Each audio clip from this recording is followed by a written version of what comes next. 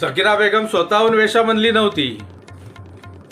तिला वेश्या बनायला भाग पडलं तिच्या सावत्र बापाने आणि तिच्या सख्या आईने. तिच्या सख्या आईला तिच्या सासूच्या सासूकडून मिळालेली 7 पेढी सोन्याची माळ तिने जपून ठेवली तिच्या होणाऱ्या सुनेसाठी आणि हिच्या गाळ्यात बांधला दगड आणि त्या दगडाने विकली तिला कामाठीपुरात. तेव्हापासून सकीना बेगम कामाठीपुरातच होती.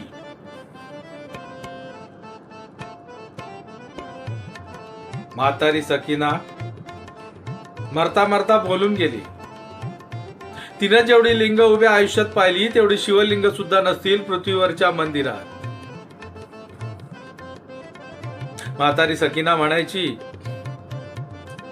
मुलीच्या जातीने इथे जन्माला येऊ नये धंद्याला लावतात आणि मुलगा जन्माला आला तर दल्ला बनतो आणि हिजडा जन्माला आलाच तर भिकेला लावतो गुरु. पण आपलं कोणीतरी पाहिजे ना, म्हणून कुत्रा पाळला होता तिनं. म्हातारी सकीना म्हणायची, झाट पांढरी होऊन मरशील असा आशीर्वाद देऊ नये मुलीच्या जातीला. कुणास ठाऊक कुठे जाऊन पडतील नाही सांगता येत.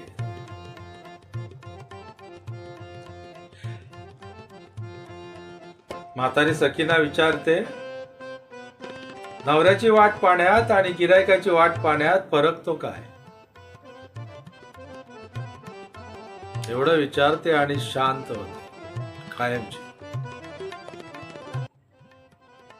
म्हाताऱ्या सकीनाचं एक स्वप्न होतं. तिला एका स्वच्छ शुभ्र चादरीवर झोपायचं होतं, निवांत एकटी. मिट्ट काळोखात सर्व लाईट बंद कर, उघड्या आकाशाखाली, आणि पाहायची होती स्वप्न पाहणाऱ्या डोळ्यांनी.